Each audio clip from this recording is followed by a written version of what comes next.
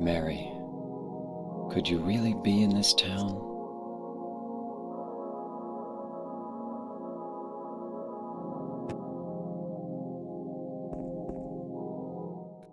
This game? This game is called Silent Hill 2. You probably didn't realise that because it's not something I talk about very often, but just listen to that. Just listen.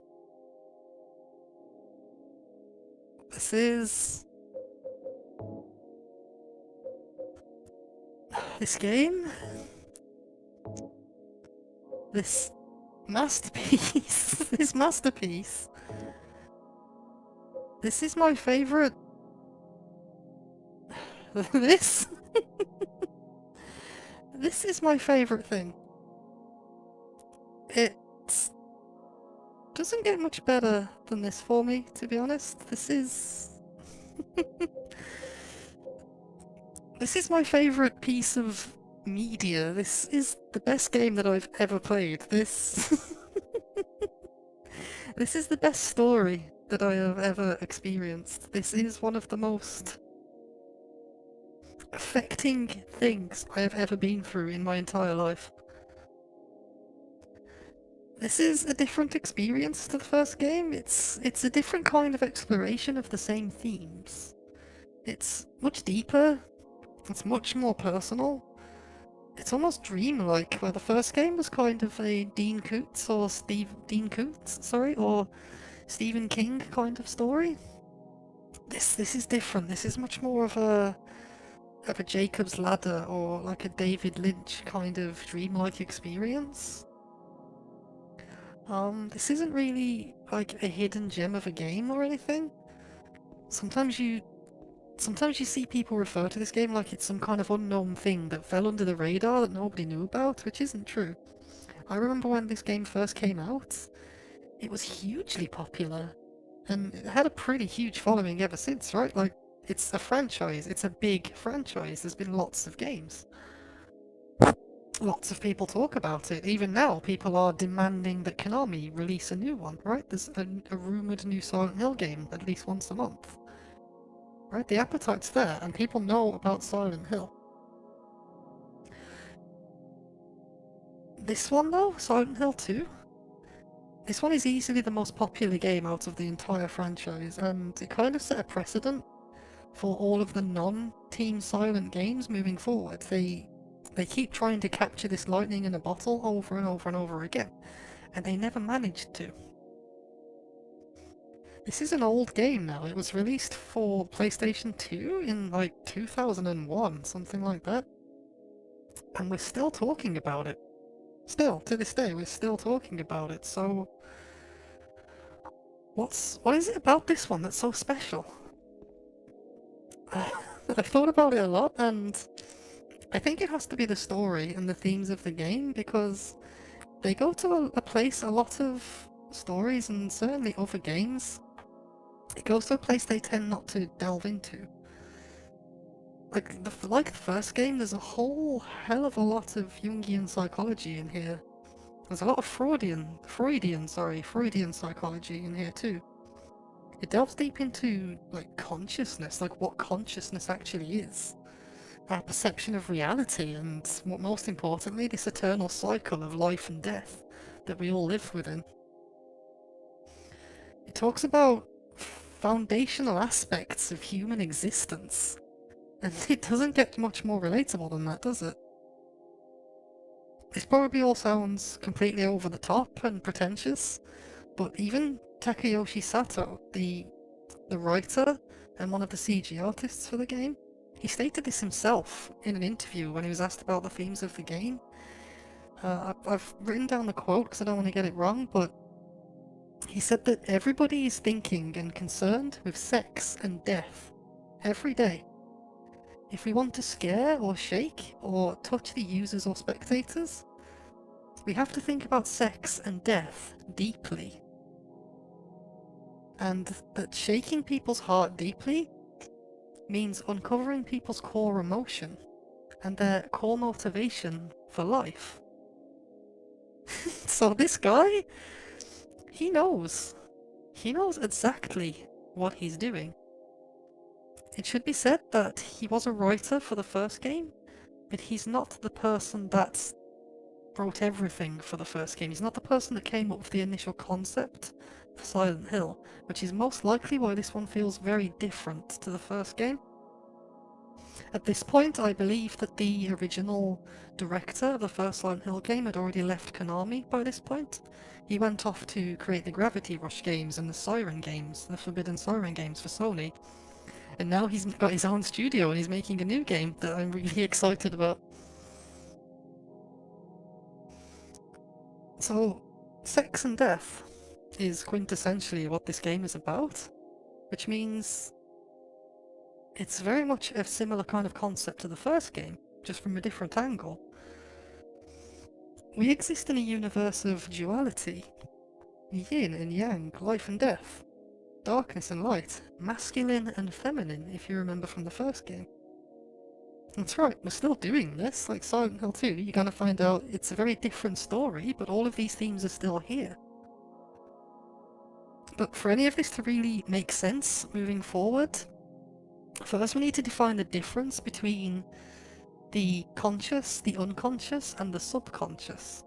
Because the unconscious and the subconscious, they get used interchangeably, but they're not really the same thing. So first of all, the subconscious, this is more automatic things. It's like fight and flight, your fight and flight instincts, your like blinking, breathing, right, that sort of stuff. It's stuff that your body just kind of does, and you don't pay no mind to it. The conscious mind that's the thing that you have some control over. It's like your day-to-day thoughts and feelings, you're in a monologue, things that you're kind of acutely aware of. But the unconscious mind, that's the deep one, that's the powerful thing.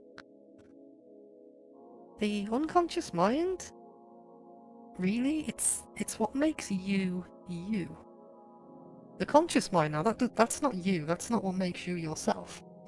The conscious mind, it's a total shit. It lies to you. The conscious mind lies to you all the time. Your brain is not your friend. The unconscious, though, this is stuff that you can't control. It's things that you probably aren't really even aware of. And generally speaking, it is the thing that's ultimately guiding your conscious mind to make decisions for you. It's your desires, it's your experiences, it's instinct. And most importantly, the unconscious mind, it doesn't lie to you. The unconscious mind does have a way of communicating with you though. So while you're not aware of it, it is trying to communicate with you all the time. You just have to be able to tune in. You just have to tune into the right channel so that you're able to hear it. Things like dreams, intuition, when you're feeling something intuitively, when you have a gut feeling about something, that's your unconscious mind bringing to the surface. It could be delusions. If you're at dis-ease, it's stuff that your conscious mind tries to fight with. And it's doing this to protect itself, right? It's doing it to protect the ego. But you need to listen to the unconscious mind, even if you don't like what it has to say. Remember our lessons from the first game that to truly understand ourselves, and to ascend to our higher selves, to find peace, we need to make the unconscious conscious. You still with me? Anyway, this bloke here. This is James Sunderland doing a little jig for us right now. This Jacob's Ladder jacket wearing guy that can do sick quick turns now because the controls are all super smooth and PS2. This is our protagonist. This is the guy that we're going to be spending the rest of the game with. And what we just saw, the first thing we see is him looking at himself in a mirror, as if to tell us that everything we're about to see is a reflection of himself. He's moving his hand over his face and he's questioning things already, like, could Mary really be in this town? So he already appears quite uncertain. About reality, really. Like, the way that you saw him looking in the mirror, checking his face, like, that's not a man who's certain about what's going on right now. For this game, unlike the first one, I think I'm going to have to spoil it, like, right away. Because this game goes really heavy on the symbolism. Like, immediately, even in this room, there's a ton of symbolism that's already starting to give away the themes of the game and what's happening. There's just so much going on that... And there's like a big twist at the end of the game that everything beforehand kind of foreshadows and leads towards. Which means if I wasn't to spoil it now, the majority of this game is just going to be me constantly saying, oh, we'll talk about that later, we'll talk about that later, I don't want to spoil it. And then at the end of the game I'd have to then go back and talk for like 3 hours about like all of the things that we've had to miss and put a pin in. So I'm essentially going to be spoiling characters' stories as they become relevant. This mostly applies just to James, but there are more characters in this one than the first game, and they're all a hell of a lot more fleshed out than they are in the first game too. So the premise of this game, first of all, is that our boy James here, he's received a letter from his wife. He's going to explain all this just as we move outside, but I'd like to just get it all staged right now. He's received a letter from his wife that we can see right here. It actually gets read out to you in a bit, but that's definitely Mary's name, in her own handwriting on the front of the envelope. And he also has a photo of Mary from when she was still healthy. So that's Mary. That's who he's mentioning, like, could she really be in this town? So he's received this letter from Mary, asking him to come to Silent Hill, where she's waiting for him. But Mary, she's been dead for the past 3 years. She died 3 years ago of an illness. That's why the photo says a photo from when she was still healthy. So Mary's James, I don't know if I said this, but Mary is James' wife. She's James's wife, so naturally she died. He's come here looking for her, he's probably not really over it yet, right? Probably, I imagine it takes longer than 3 years to get over the death of a significant other, right? But here's the final spoiler alert. It turns out that James here, he killed her. And it was murder, for sure, but in his eyes, this was more of a mercy killing. And sort of, it gets more complicated than that. So Mary was terminally ill, and she gets sent home because there's nothing more that anyone can do, so she gets sent home to die. And James couldn't stand it anymore. Like, after years and years of trying to take care of her and trying to ignore and deflect all of the rage and the insults and her wishes to die, because at some point she actually wishes to die, he just can't take it anymore, so he puts a pillow over her face and smothers her. As I said, this one gets quite dark. So he has his reasons, and they're actually quite deep and nuanced that we'll find out as we go. So he has his reasons why he did this, but at this point, he's very depressed. He's suicidal, and he's very delusional. He's trying to come to terms with what he's done. Not that he even realises at this point what he's done. He's completely delusional, and he's about to embark on a pretty grueling journey into his unconscious. Because as we already know from the first game, this is set after the first game. It's kind of examining the aftermath of what happened. A power's already spread across the town, right, that brings the unconscious mind into the light, into the conscious. And this is already happening right now in this room. So let's check it out. So on the walls here, unfortunately I can't zoom into things on this game, but on the walls here, these are Bible verses, and this one says, "Thy hands fashioned and made me," which is a pretty huge thing to have written on the wall, which we'll find out. Thy hands fashioned and made me. And over here, we have like a figure, and the writing that surrounds this figure is actually Hebrew. Now, a long time ago, back when I was at university, I actually showed this image to a Jewish friend that I had at the time, and he's confirmed to me that all of this writing is gibberish. It doesn't mean anything. It's just different letters that were picked out to look nice, I guess. But this figure on the wall, this is a real thing. It's actually a demon called Lilith, and it appears in the Kabbalah. So Lilith is a demon that's linked with childbirth. The general consensus seems to be that this game is kind of like a superior side story from Silent Hill 1 and 3. We haven't spoken much about Silent Hill 3, but Silent Hill 3 is actually a direct sequel to the first game. And it really isn't a side story, it's... You know, we're already getting references that are linking the two together straight away, right? They're referencing childbirth in a very esoteric way. Well, Silent Hill 2 is a separate story from Silent Hill 1. It doesn't really have a lot to do with it narratively. It's very much a game that explores the aftermath of the events of the first game. It does a lot to try and explain in greater detail how the first game could have happened, like in the first place. It just does it in a much more complex way than Silent Hill 1 and 3 would do.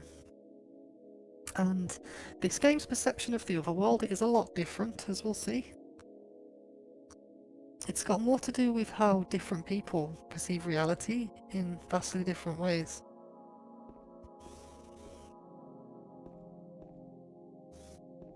And on the wall here we have a picture of a lady. This is Maria, who we'll meet later on in the game. So keep this in the back of your head, that it's quite telling from the themes of the game that the very first face that we see, that's not James, is a picture of Maria. Because this is someone that we're going to become intimately familiar with later on. So, almost 20 minutes in, and we're only just done talking about the first room. That's the kind of, that's the kind of playthrough it's going to be, I think.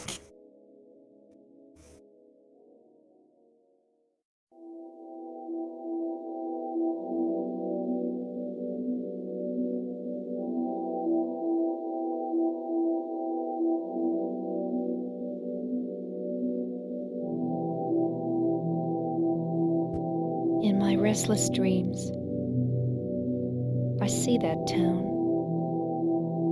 Silent Hill.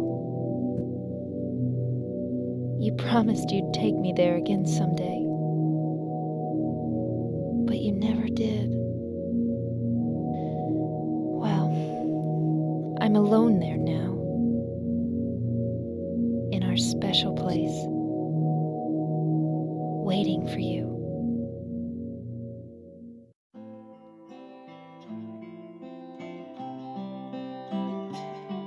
I got a letter. The name on the envelope said Mary. My wife's name. It's ridiculous. Couldn't possibly be true. That's what I keep telling myself. A dead person can't write a letter. Mary died of that damn disease 3 years ago. So then, why am I looking for her? Our special place. What could she mean? This whole town was our special place. Does she mean the park on the lake? We spent the whole day there. Just the two of us, staring at the water. Could Mary really be there? Is she really alive? Waiting for me?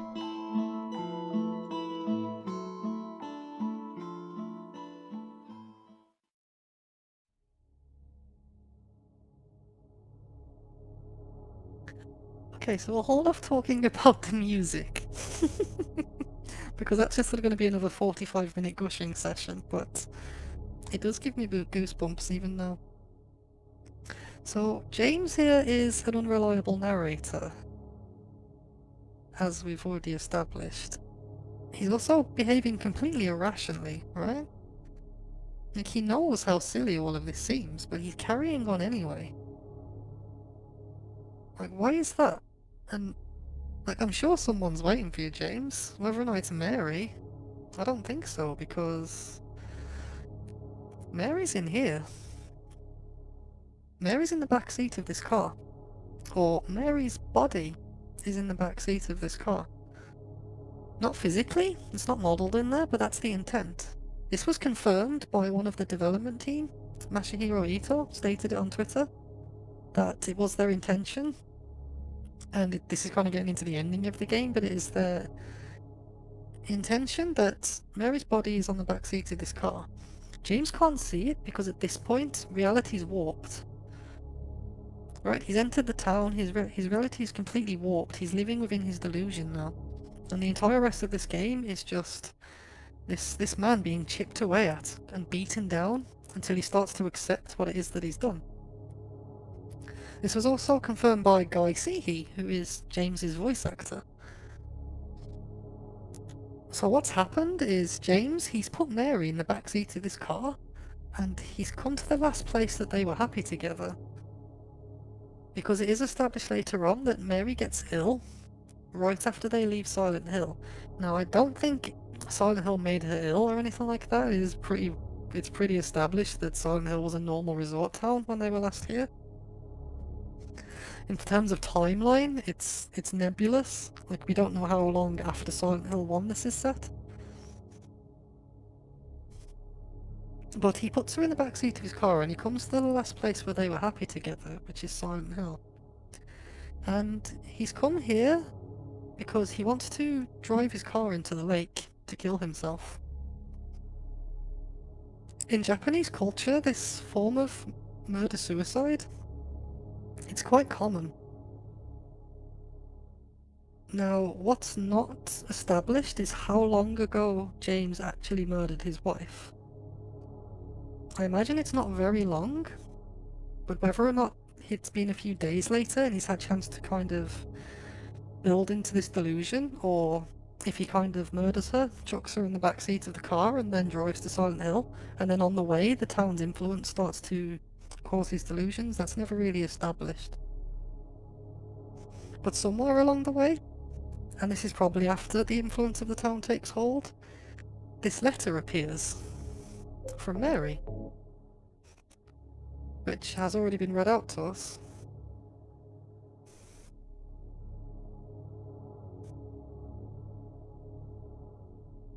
So everything that's happened can't be true, right? Because Mary died of a disease 3 years ago. That's now his delusion. That's what he believes. So naturally, James is very confused. And at this point, his perception of reality is just completely broken.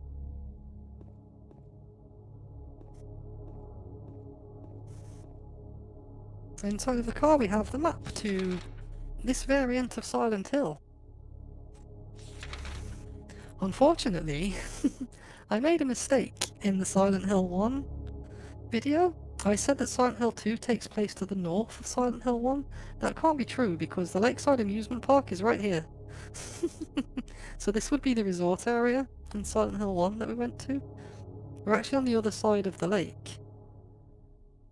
Which, you know, geographically that makes sense to me now. I don't know why I said it was the other way around.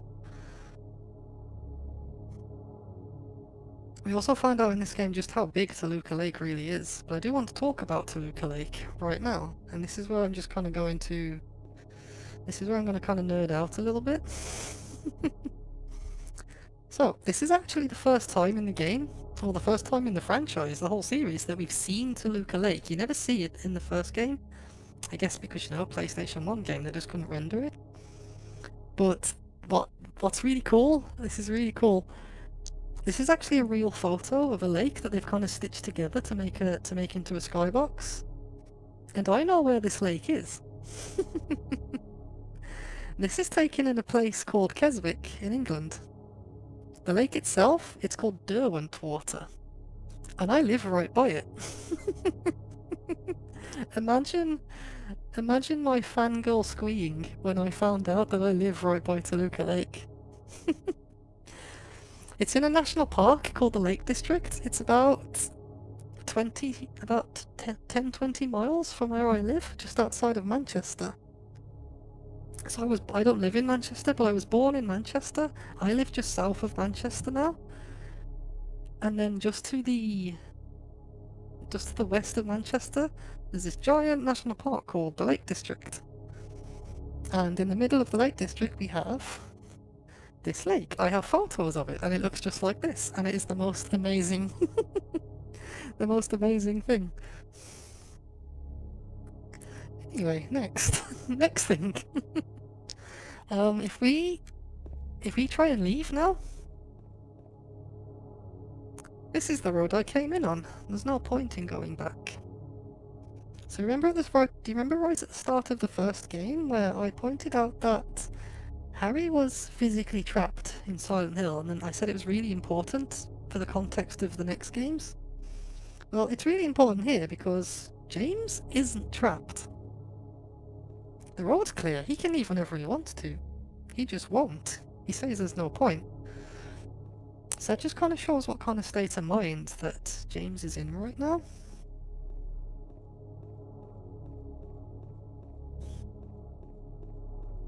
And if we move all the way to this side, the road actually is blocked here. This road leads to Brahms, an old Silent Hill, and Brahms being the next town over, where Sybil's from. That's 26.5 miles away.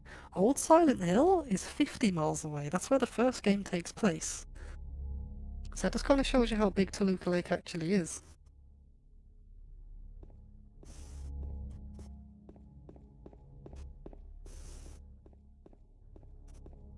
So if we look at our map, we're up on the observation deck down here. And we need to now head down into the town, because our first destination is to get to Rosewater Park, which is the park on the lake. And just really quickly, here's the town. So this is the part of the town that we'll be inhabiting, I guess, for most of the game. No, really for all of the game. This one isn't quite as open as the first game, it is a bit more linear. But let's waste no more time, let's get down there. Let's head down to the lake.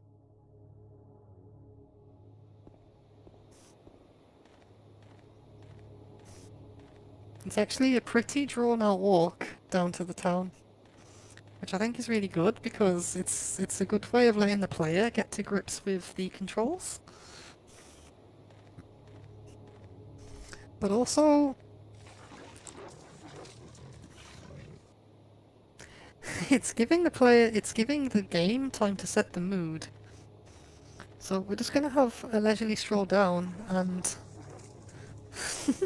we're gonna have a leisurely stroll down and listen to all of the ambience. But this all very much encapsulates Silent Hill in general, doesn't it? Diving into the unknown, nowhere to go but forward. No matter how much it's freaking you out, you just have to keep pressing forward.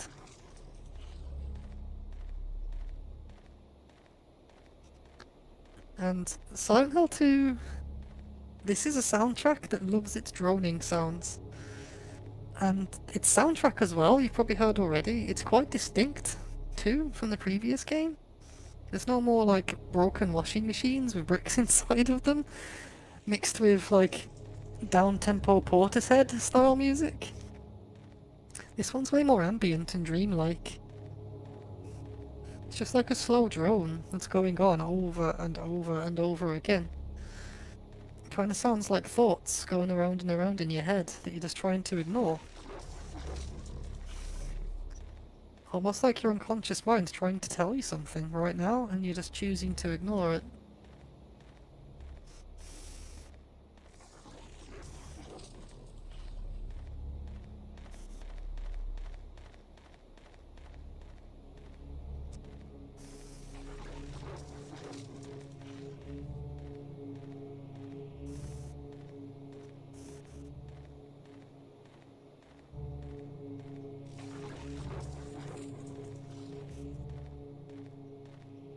The soundtrack almost sounds like what's going on in James's head right now.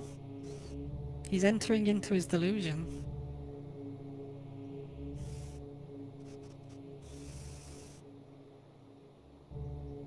There's something in the well. What's that? Looking at this makes me feel like someone's groping around inside my skull. Gives me a weird feeling. And here we have our save point. The save points are a lot more abstract this time. It's just a nondescript red square, rather than a notepad from the first game. I don't actually know what this represents, but it's so significant that they're actually the cover for the Japanese box art. It's just a bunch of save points. I think it's interesting that when he says he looks at it, it feels like someone is groping around in his head. Like there's another person inside his mind, almost.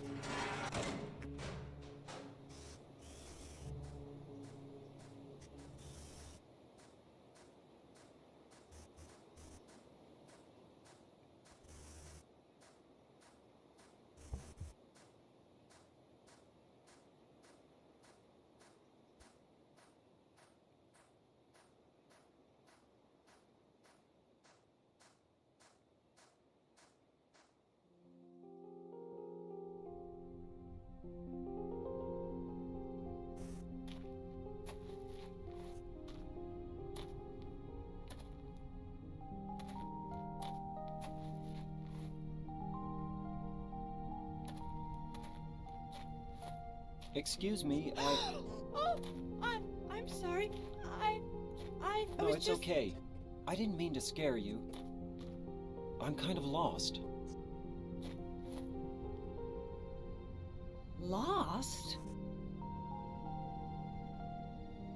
Yeah. I'm looking for Silent Hill. Is this the right way? Yeah. It's hard to see with this fog, but there's only the one road. You can't miss it. Thanks.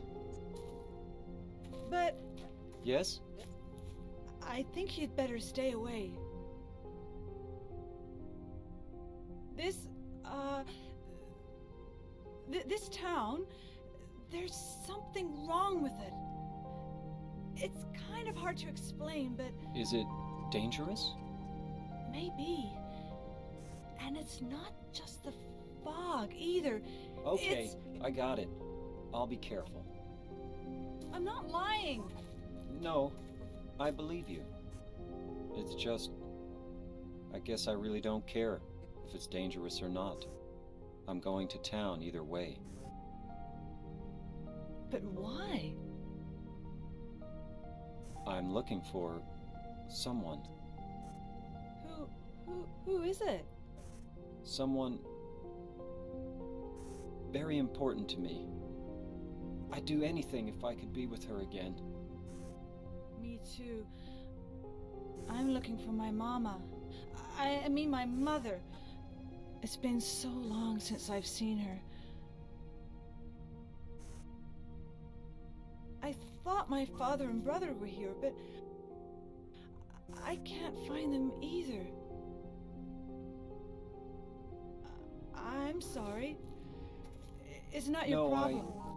I hope you find them. Yeah, you too.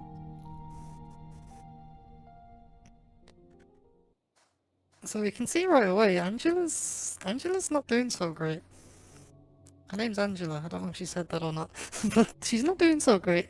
She's really uneasy around us, we don't know why. Doesn't really need to be spoiled. All we know right now is that she's also looking for someone. She's looking for a family, essentially. Her mom, her brother, and her father. And the town's dangerous. He believes her. He doesn't care. He's going to town either way. The voice acting of this game, it's quite contentious. A lot of people say it's really bad. I mean, it's fine. It's not great. It's not Hollywood, but I kind of think that's kind of the point. They don't really sound like actors.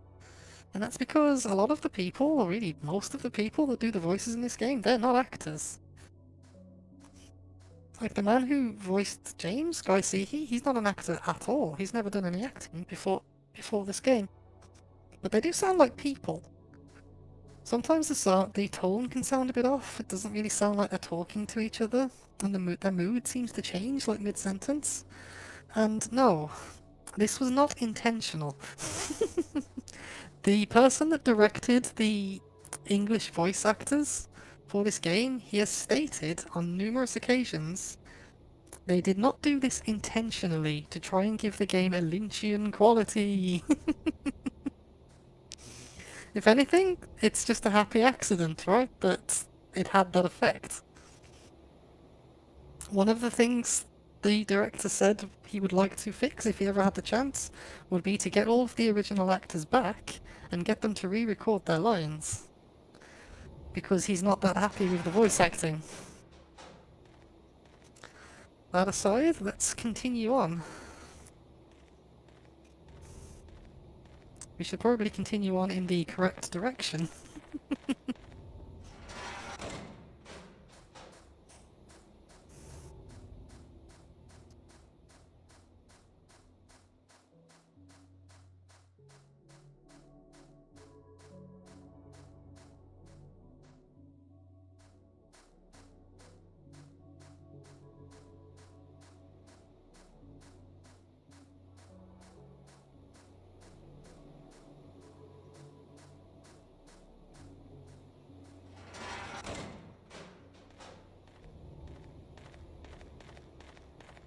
So we carry on into the long walk down into the town. One of the things that this long walk does do is it definitely makes you feel isolated. Like, it's a long way down. You don't really want to turn around and go back now.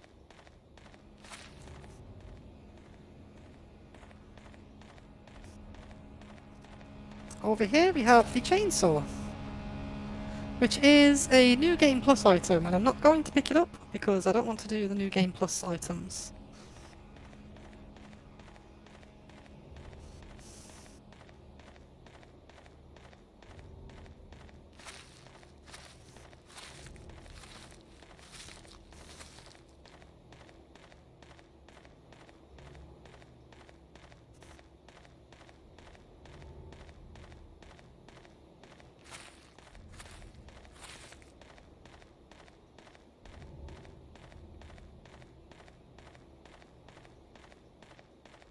So yeah, it's a long, it's a long jaunt into the town, that's for sure.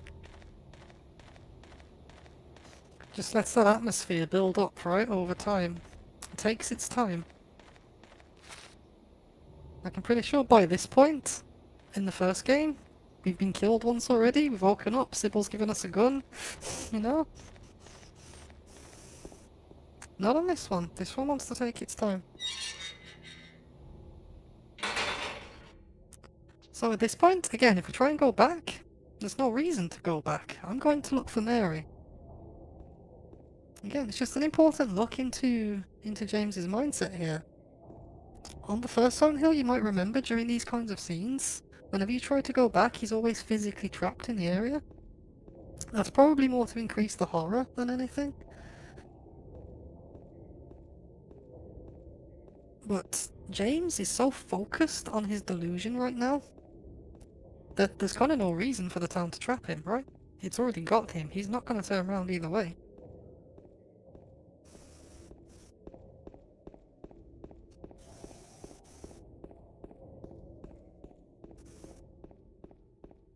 Oh, by the way, when the camera goes mental like that, I'm just pressing the search button, which lets you kind of control the camera. Gives you a bit more control over the camera. I use it to kind of recenter the camera behind him. Unfortunately, you can't zoom into his shoulder on this game like you can on the first game. So you just kind of have to deal with the swoopy camera every now and then.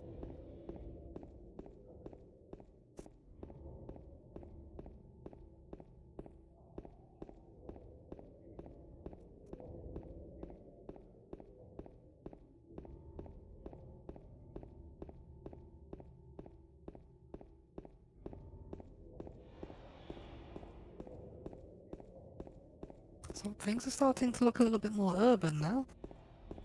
Guess we're almost there. And here we are. Welcome back to Silent Hill.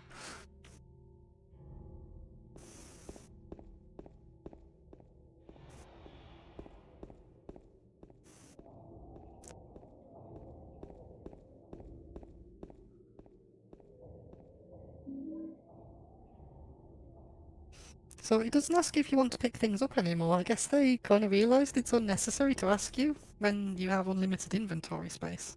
The first game used to ask you if you wanted to pick up items, and you always just said yes, because, you know, it's not like you're going to run out of inventory space or anything.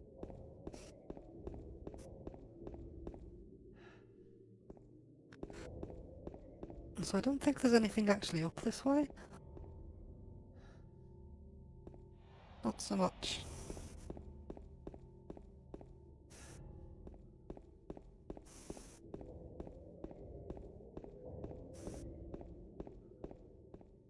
So our first objective is to get to, Rosewater Park.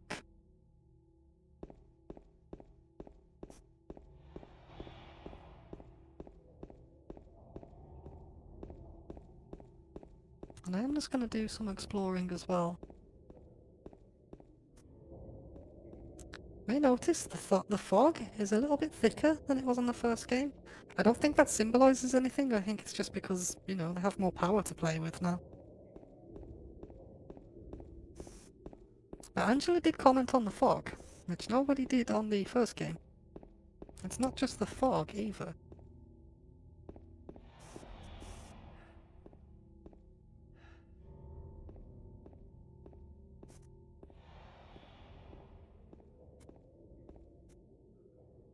Are these marks blood?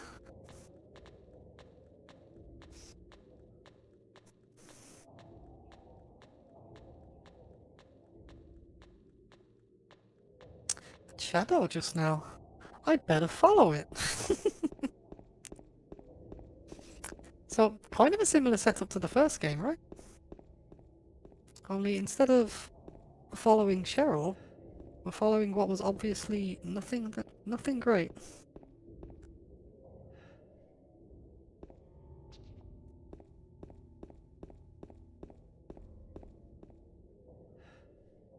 Let's just let him catch his breath. Unfortunately, this game does kind of have a stamina system to it, where his run does slow down after a while.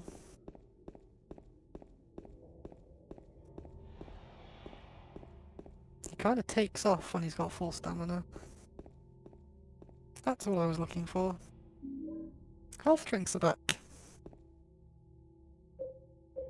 So we have a first aid kit and a health drink, just like before.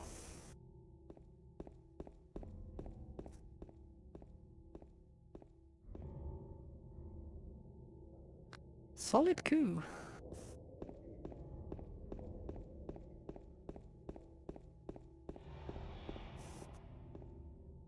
Also, James now looks at items in the environment. They finally added IK, so that James can look at items in the environment just to kind of tell you that they're there. I think it's a really elegant way of like pointing out items.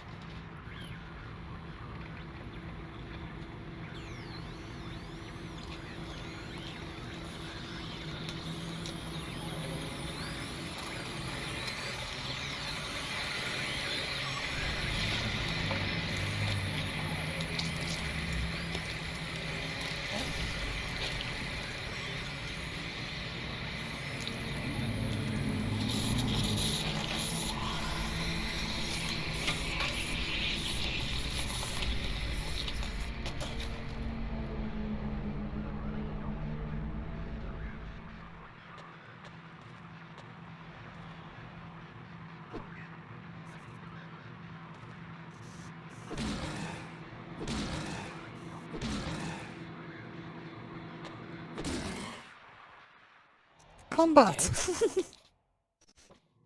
What the hell is it? It's not human.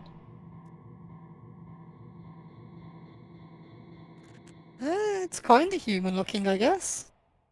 The creatures in Silent Hill 2, they're all metaphors. So one thing I didn't really go that much into detail with about the first game is how the creatures were actually manifestations of things that Alessa was afraid of. Like dogs, giant bugs, pterodactyls. They all represented like things that she was afraid of. Like for example, those big monkey dudes that like used to chase you around. You know, they're overpowering adults. You know, it's all symbolic for something. Same deal with this one, but this is all James's subconscious. So Silent Hill 1 did do this, but the key difference is that everyone got sucked into Alessa's nightmare on the first game. In Silent Hill 2, we're very much experiencing what's inside of James's unconscious mind. So all these elements of the unconscious being forced into the conscious are still here. And this monster here is called the Lying Figure.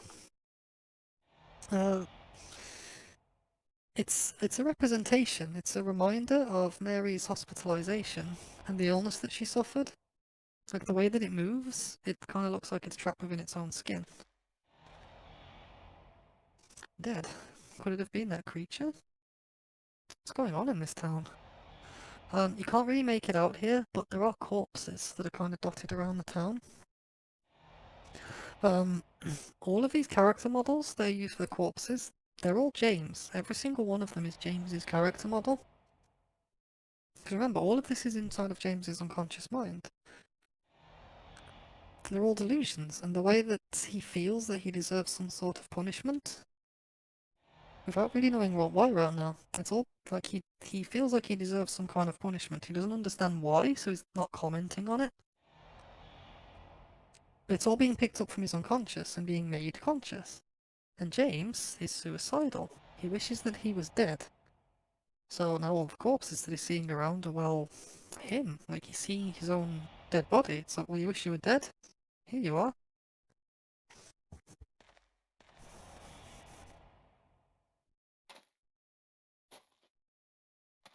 yeah.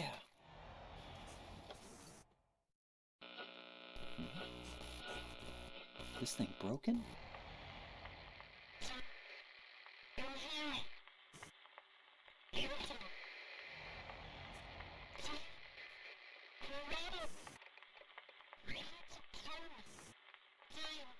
What the? I'd better take it anyway. I might need it.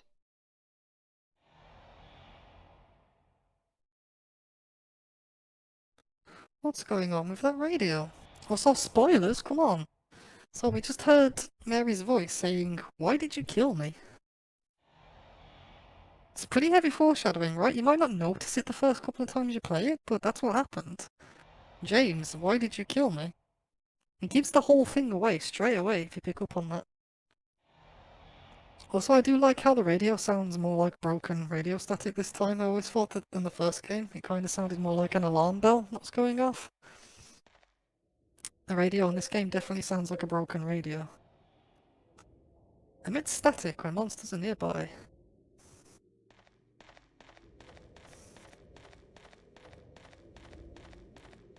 So that's the intro to the game. It's a lot more subdued than the intro to the first game for sure, but I think it does just as good a job at setting the tone and the atmosphere for the rest of the game, really. So this is a bit more surreal. It's a lot more dreamlike. It's a lot more melancholy than the first game. Kind of gets us into the same mindset as James right now.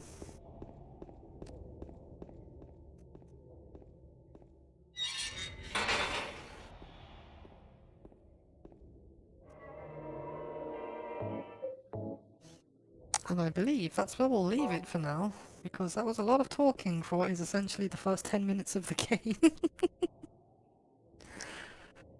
Next time, we will try and get over to Rosewater Park.